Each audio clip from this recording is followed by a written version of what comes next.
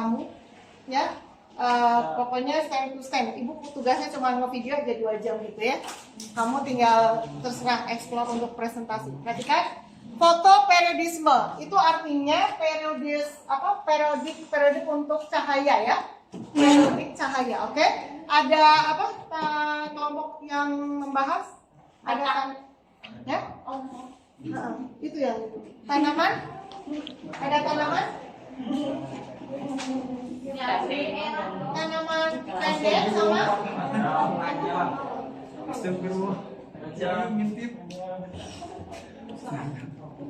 oke, ini dilihat dari apa? Lamanya sinar matahari ya. Oke, kalau tanaman pendek artinya apa? Artinya apa? Sinar mataharinya pendek. Benar? Sinar mataharinya pendek ya? Berarti tanaman yang membutuhkan sinar matahari lebih sedikit betul daripada yang lain. Contohnya apa? Tanaman yang sukanya di tempat teduh-teduh gitu. Kalau panas mati dia. Kaktus. Kaktus.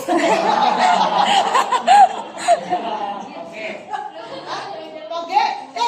Kira-kira toge tanaman. Toge kan kecambah. Semua biji berkecambah. Benar toge. Lumut. Bernilai ekonomis. Yang supa, jamur. Kalau jamur berarti tanaman pendek atau pendek? Jadi tanaman ini ya kurang berhari ya. Tanaman berhari pendek sama tanaman berhari panjang. Oke. Strawberry benar nggak? Oke. Yang kita sebutin yang ada mahal gitu loh ya. Strawberry, tadi ada jamur mungkin ya. Dia kan lebih suka yang lebat. Kemudian kalau yang berhari panjang misalnya apa? Kacang. Kacang panjang. Padi, jagung, ya kan? Ya nggak? Perhatikan. Kalau semisalnya nih, saya pengen nanam strawberry, tapi, strawberry itu lebih identik ke dataran tinggi atau rendah? Tinggi. Nah, kalau saya pengen nanam strawberry, tapi tanah saya di dataran rendah, yang panas gitu, apa yang harus saya lakuin? Diiuhan. Ya, caranya? Disimpan di tempat yang rendah. Hah? Caranya sama, diiuhan ditaruh di tempat yang rendah. Caranya? Saung. Saung naon? Saung apa? Saung. Yang maga. Iya apa ya? Putih-putih itu apa? Apa? Piper. Tidak ada cahaya sama sekali. Piper. Apa namanya? Piper. Greenhouse. Ya, tapi nggak apa-apa, bagus kalau yang tahun kemarin ibu nanya kan? Gimana caranya? Gampang ibu, anak IPS yang jawab. Gampang ibu, jual tanah ibu, beli tanah di dataran tinggi. Ya, itu solusi bagus ya kan? Ya, jadi jual tanah saya di dataran rendah, beli di dataran tinggi. Jangan gitu ya, itu memang ekonomi banget ya. Jelas ya. Jadi kalau berhari pendek, kalau kita punya tanamannya itu berhari pendek, kalau kita punya tanah di dataran rendah, berarti kita harus menggunakan greenhouse. Misalnya tadi bikin saung-saungan gitu bisa, tapi terpal kagak ya, nggak ada sinar mataharinya ya. Jelas? Oke, kebalikannya. Kalau misalnya di dataran tinggi gitu ya, saya ingin misalnya ini yang lebih ekstrim ya, kelapa gitu ya. Kelapa kan datarannya rendah kan? Ya. Nah, tapi tanahnya di pegunungan. Yang saya lakukan? Apa?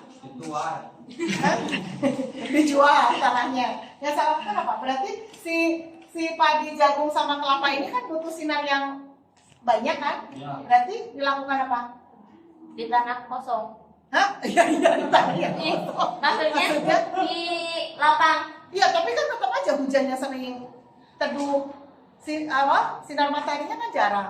Terus lampu. Iya betul, dikasih lampu.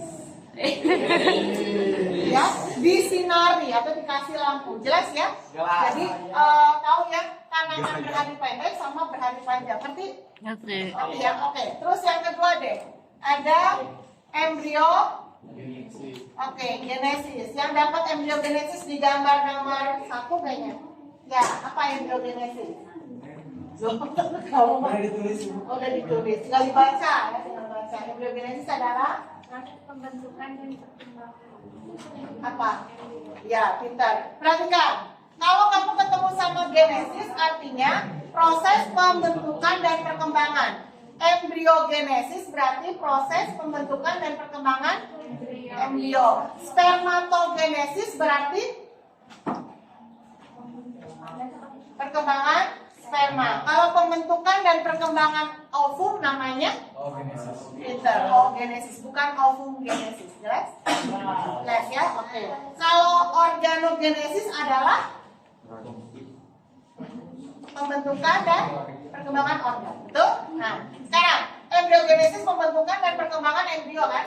Ya, dimulai dari pertemuan. Sebelum jadi embrio apa yang ditemukan itu? Kelas 11 sama Pak Pipio. Oh, cerdas. Sel ovum dengan sperma, ini spermanya ketemu ya kan? Sperma dan ovum bertemu membentuk zigot, ya kan? Oke, perhatikan, hei, zigot. Kemudian dia membelah terus menerus, zigot membelah terus menerus menjadi pinter, morula, oke? Morula ada pelekukan ke dalam, namanya? Iya, blastula. Oke, pelekukannya sangat dalam, namanya? Ya, gastrula. Oke, apa?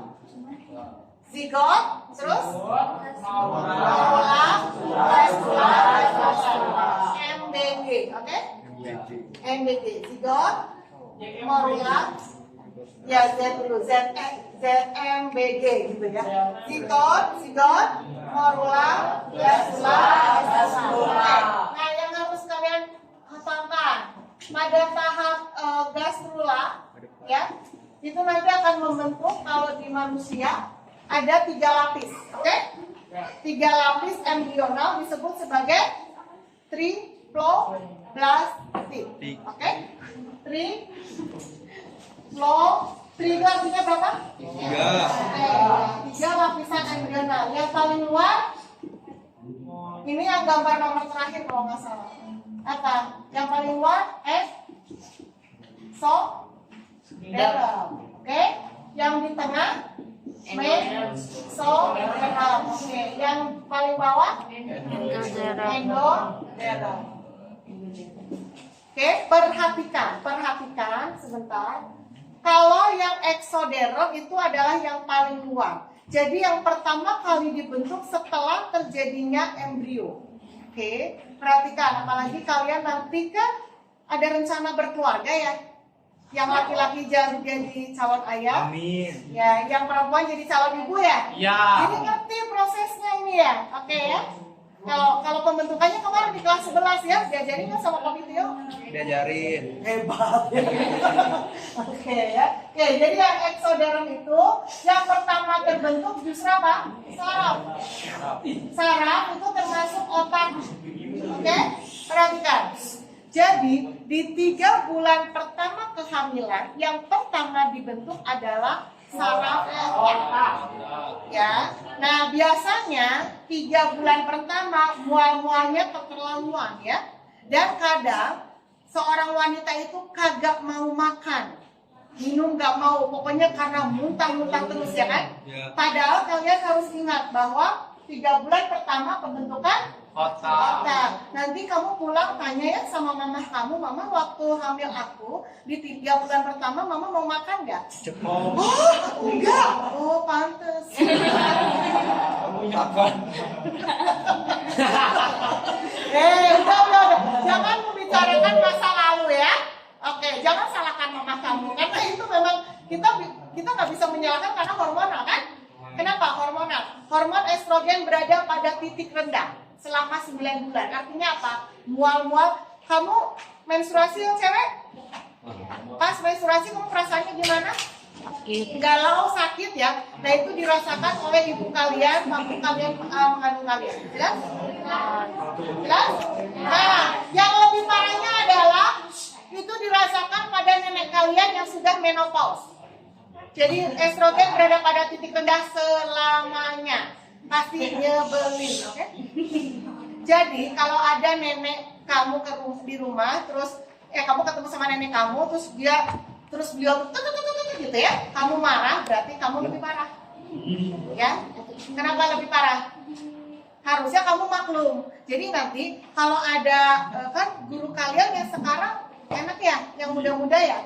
Iya ada ya, ya kan? Yang muda-muda ya, karena banyak yang pensiun ya. Ya kalau yang tahun lalu kan yang sepuh-sepuh gurunya tuh ya.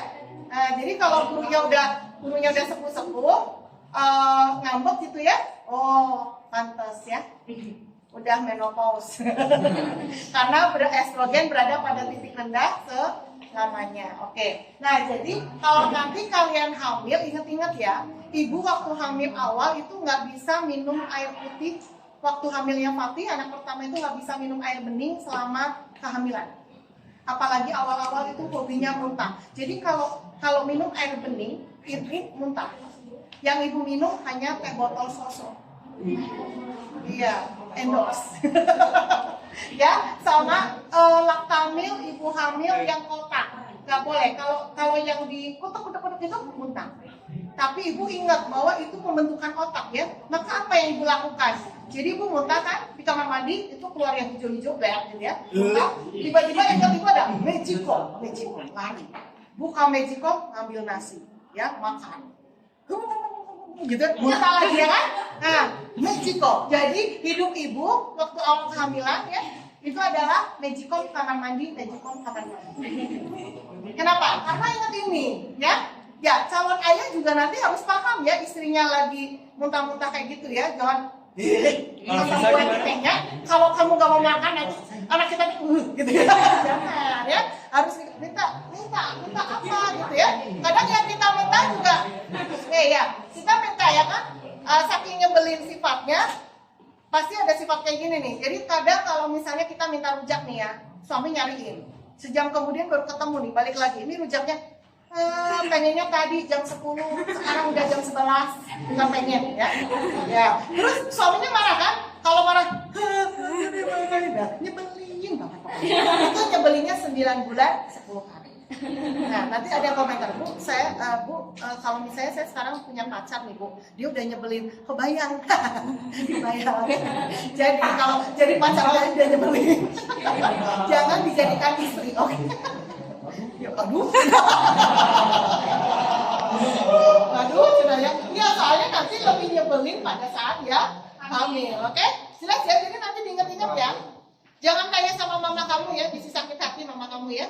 Kamu buat kamu aja kalau 3 bulan pertama adalah pembentukan otak. Jadi harus makan yang bergizi, jelas? Oke, perhatikan. Saraf otak sama epidermis kulit bagian luar, oke ya? Kemudian kalau yang meso itu pembentukan tulang dan otot. Oke, kalau yang endoderm alat reproduksi gitu ya. Reproduksi, terus ada apa? Ekspresi gitu ya, pencernaan gitu ya. Dan sebagainya, oke? Dan saya bingung ya. Jelas? Jadi proses embriogenesis dimulai dari zigot, terus berkembang dari gastrula. Kemudian akan terjadi 3 lapisan. Lapisan paling luar, mesoderm, endoderm. Ini organ-organnya ya. Oke. Thank you. Kamu capek. Thank you.